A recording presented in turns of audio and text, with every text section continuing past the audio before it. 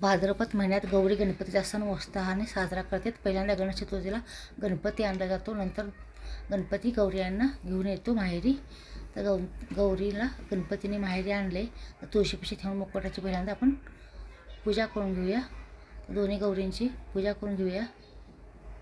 पूजा केल्यानंतर आरती ओवाळून घेऊया. नंतर सवाष्णी पण याला ओवाळून घेतात, पूजा करून घेतात. नंतर आपण गौराईचं उत्साहानं घरामध्ये प्रवेश करूया, गृहप्रवेश. तर गौरी पलांडून घरी प्रवेश केले सोन्याच्या पावलाने. तर देवापाशी ठेवून त्याची पूजा करून आरती करून घेऊया. नंतर याला ज्वारीची भाकरी, शेपूची भाजी आणि भाताचा नैवेद्य दाखवूया. तर संध्याकाळी मस्त असे जेवण करून गप्पा मारत बसते. दुसऱ्या दिवशी आपण याची गौराईला सजवूया. तर मुखवटे ठेवून आडणीवर मस्त असेच सजवून घेऊया. साडी नेसून त्याला डागडागिने घालायचे आणि मस्त असे सजवून घ्यायचं. तर पहिल्यांदा एका गौरीला मी सजवून घेते. मकर पण तयार करून ठेवलं आहे गौरीसाठी. तर मस्त अशी गौराई सजवून झाली. तर मकरात बसवल्या दुसरी पण अशीच आपण गौराई सजवून घेऊया. तर मस्त अशी साडी डागिने घालून सजवून झाली. ती पण मकरात बसवले. गणपती पण दोन्ही गौराईंच्या मध्ये बसून तो पण सजवून घेऊया. तर मस्त असं सजवून झाले, मकरात बसून झाले. तर आज गौरी पूजन आहे. पहिल्यांदा सकाळीला आपण गौराईंना लाडूंचा नैवेद्य दाखवूया. लाडू, करंजी, शंकरपाळी, चकली, रव्याचे लाडू, बेसन लाडू, अनारशाचं आपण नैवेद्य दाखवायला सकाळी नाश्त्यासाठी जेवणाचं. नंतर दुपारी आपण याची पूजा करायची.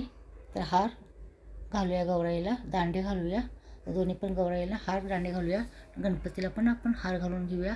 तर मस्त असे आपण हार घातले. नंतर आपण ताटामध्ये नैवेद्य वाढून घेऊया.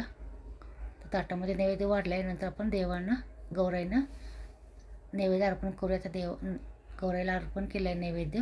नंतर आपण याची पूजा करून आरती करून घेऊया. आरती करून झाले. मस्त असं लक्ष्मीपाशी डेकोरेशन केले. फळं पण मांडलेत. पुढं खेळणी मांडलीत. मस्त असं लक्ष्मीपुढं डेकोरेशन केले. साधं पण सोप्या पद्धतीनं फळं, खेळणी, धान्यांची आरास. तर मस्त असं डेकोरेशन केले. तर आज गौरी पूजन आहे. गौरी आगमन झालं, गौरी पूजन झालं तर तिसऱ्या दिवशी गौरी विसर्जन असतं.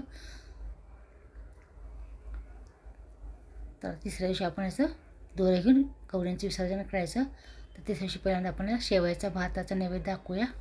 तर भाताचा नैवेद्य दाखवल्यानंतर आपण याचे गौऱ्यासाठी दोरे घ्यायचे.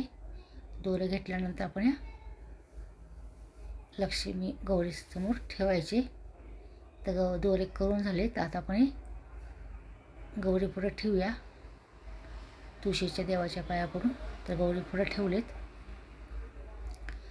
आरती करायची, ओटी भरायची आणि मस्त अशी आरती करून गौराईंचा मान सन्मानानं निरोप द्यायचा.